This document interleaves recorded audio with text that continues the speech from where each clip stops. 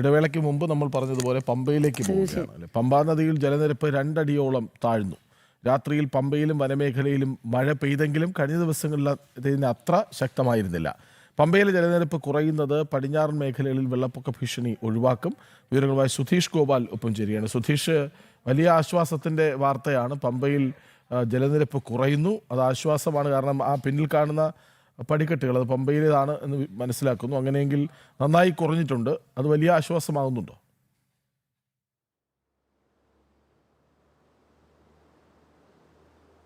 കൃഷ്ണ, തീർച്ചയായിട്ടും ഇപ്പം മിനിഞ്ഞാന്ന് രാത്രിയിലൊക്കെ ശക്തമായ മഴയായിരുന്നു സന്നിധാനം വനമേഖലയിലും പമ്പയിലും എല്ലാം തന്നെ. അന്നേരം കഴിഞ്ഞ ദിവസം രാവിലെ ഇപ്പോൾ നമ്മൾ ഈ കാണുന്നത് ഈ പമ്പയിലെ ഈ നദിയോട് ചേർന്നുള്ള മൺതിട്ടയാണ്. ഈ തിട്ടയ്ക്ക് മുകളിൽ വരെയും ഇന്നലെ രാവിലെ വെള്ളം ഉണ്ടായിരുന്നതാണ്. അപ്പോൾ പമ്പയിൽ ക്രമാതീതമായി ജലനിരപ്പ് ഉയരുന്നു എന്ന ഒരു ആശങ്കയും പരന്നിരുന്നു. എന്നാൽ ഇപ്പോൾ അതിൽ നിന്ന് ഏതാണ്ട് 2 അടിയോളം താഴ്ന്നു നിൽക്കുന്നുണ്ട് പമ്പയിലെ ജലനിരപ്പ്. അത് വളരെ ആശ്വാസകരമാണ്. പ്രത്യേകിച്ചും പമ്പയുടെ ഉത്ഭവഭാഗത്തു നിന്നും വരുന്ന വെള്ളം അത് നല്ല തെളിഞ്ഞ വെള്ളമാണ് വരുന്നത്. എന്നാൽ ഇപ്പോൾ നമുക്ക് ഈ ജലാശയം കാണുമ്പോൾ തന്നെ അറിയാം, അതിൽ ഒരു ഭാഗം ചുവന്ന് അല്പം നിറം മാറി കലക്ക വെള്ളമാണ് വരുന്നത്. അത് കക്കി ഭാഗത്തു നിന്നും വരുന്ന വെള്ളമാണ്. അത് ആ ഭാഗത്ത് ഇന്നലെ രാത്രി കുറച്ചുകൂടെ ശക്തമായ മഴയുണ്ടായിരുന്നു എന്നതുകൊണ്ട് തന്നെയാണ് ആ വെള്ളത്തിൻ്റെ വരവിന് ഇച്ചിരി കൂടി ശക്തി കൂടുതലാണ്.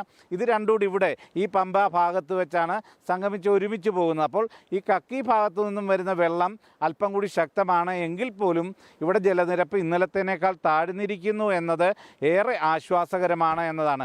5 ദിവസം മുമ്പ് ഇവിടുത്തെ ഈ ജലനിരപ്പ് ഈ പടിക്കെട്ടുകൾക്ക് മുകളിൽ കയറി ഇവിടുത്തെ കച്ചവടക്കാരൊക്കെ താമസിക്കുന്ന കെട്ടിടത്തിൽ വരെ വെള്ളം കയറുന്ന ഒരു സാഹചര്യം ഉണ്ടായിരുന്നു. അതിനെയൊക്കെ അപേക്ഷിച്ച് ഇപ്പോൾ വെള്ളം നന്നായി കുറഞ്ഞിട്ടുണ്ട്.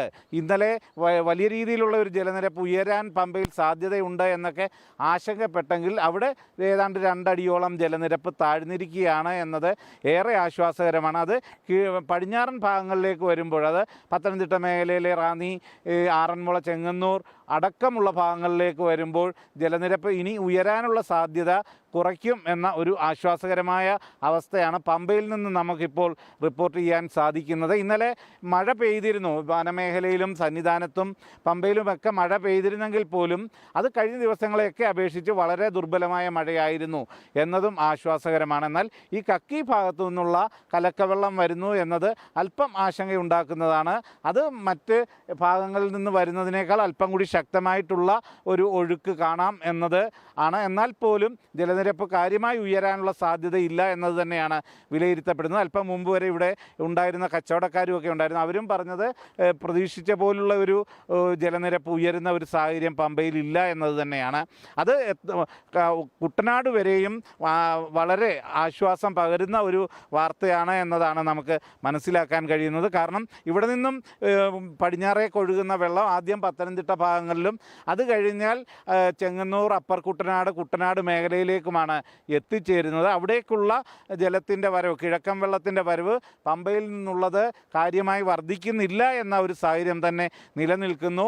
അത് വളരെ ആശ്വാസകരമാണ്. ഇപ്പോഴും ശക്തമായ ഒഴുക്കൊക്കെ ഇവിടെ കാണാൻ കഴിയുമെങ്കിൽ പോലും അത് നമ്മൾ വിചാരിച്ച അത്ര വർധനയോടുള്ള ഇല്ലെങ്കിൽ കൂടുതൽ ശക്തമായ ഒരു കിഴക്കൻ വെള്ളത്തിൻ്റെ വരവില്ല എന്നത് വളരെ ആശ്വാസകരമായി തന്നെ നമുക്ക് വിലയിരുത്താൻ കഴിയും. ഇവിടുത്തെ തന്നെ നമുക്ക് ഈ കൽക്കെട്ട് കാണുമ്പോഴറിയാം, അതിൻ്റെ കൽക്കെട്ടിന് മുകളിൽ വരെ വെള്ളം ഉണ്ടായിരുന്നതാണ്. അതിൻ്റെ ലക്ഷണങ്ങൾ മണ്ണടിച്ച് കയറിയതടക്കം ഈ കൽക്കെട്ടിൽ കാണാൻ കഴിയും. എന്നാൽ അവിടെയെല്ലാം വെള്ളം പൂർണ്ണമായും ഒഴിഞ്ഞിരിക്കുന്നു എന്നതാണ് ഇപ്പോഴത്തെ അവസ്ഥ. അതുകൊണ്ട് തന്നെ കാര്യമായി ആശങ്കപ്പെടാനുള്ള ഒരു സാഹചര്യം പമ്പയിൽ ഇപ്പോഴില്ല എന്നത് തന്നെ നമുക്ക് ഉറപ്പിച്ച് പറയാൻ കഴിയും. കൃഷ്ണരാജ്, രാഹി.